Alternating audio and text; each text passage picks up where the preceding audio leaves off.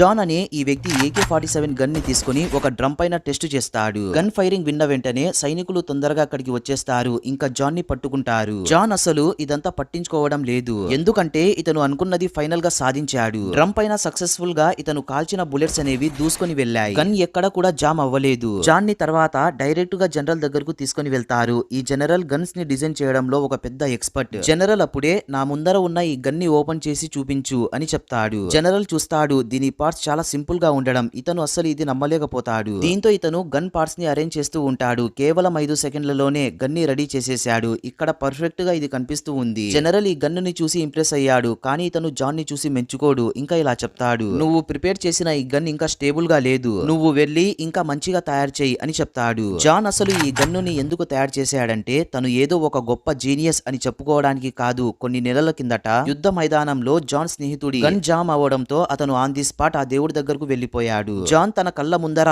ఇది చూశాడు. ఒక గన్ పని చేయకపోవడంతో ఒక సైనికుడి ప్రాణం పోవడం. దీంతో ఇతను ఆ రోజే ఇలా ఫిక్స్ అవుతాడు. నేను ఎటువంటి గన్నుని తయారు చేస్తానంటే సైనికుడు పూర్తి భరోసాతో యుద్ధ మైదానంలో దిగవచ్చు. ఒక కొత్త గన్నుని తయారు చేయడం అంటే అంత ఈజీ కాదు. ఇతనికి ఫ్యాక్టరీ సహకారం కావాలి. ఎవ్వరూ ఇతని మాటలన్నీ నమ్మేవారు కాదు. ప్రతి ఒక్కరూ ఇలా చెప్పేవారు, నీకేం తెలుసురా గన్ డిజైన్స్ గురించి అని. జాన్ కి తన పైన పూర్తి భరోసా ఉంది. ప్రతిరోజు చాలా కష్టపడి డిఫరెంట్ గన్ మోడల్స్ ని తయారు చేసేవాడు. ఒక మహిళా క్రాఫ్ట్ మ్యాన్ జాన్ చేసే పనిని చూసి ఇతనికి హెల్ప్ చేస్తుంది. దీని తర్వాత ఒకదాని తర్వాత ఒక గన్నుని టెస్ట్ చేస్తారు. మొదటి టెస్ట్ లో గన్ మజిల్ పైకి లేస్తూ ఉంటుంది. రెండవ టెస్ట్ లో బుల్లెట్స్ జామ్ అయ్యేవి. మూడవ టెస్ట్ లో బురద గన్ లోపల వెళ్లిన తర్వాత గన్ చాలా షేక్ అయ్యేది. ప్రతిసారి గన్ లో ఉన్న ప్రాబ్లం ని సాల్వ్ చేసిన తర్వాత ఇంకొక కొత్త ప్రాబ్లం ముందుకొచ్చేది. సడన్ గా అప్పుడే ఇతనికి ఇది అర్థమవుతుంది. గన్ అంటే ఎలా ఉండాలి, చాలా సింపుల్ గా ఉండాలి అని. ప్రెజెంట్ ఇప్పుడు జాన్ గన్ లో అవసరం లేని వస్తువులన్నింటినీ తీసేసి గన్నుని చాలా సింపుల్ గా తయారు చేస్తాడు. కాంపిటీషన్ సమయంలో మొదటగా గన్నుని నీళ్లలో ముంచుతారు. తర్వాత మట్టిలో బాగా ఆడిస్తారు. వీళ్ళు ఎందుకు ఇలా చేస్తున్నారంటే యుద్ధ సమయంలో కూడా ఇటువంటి సిచ్యువేషన్స్ ఎదురవుతాయి. కొన్ని గన్స్ కాల్చి చూస్తే జామ్ అయ్యేవి.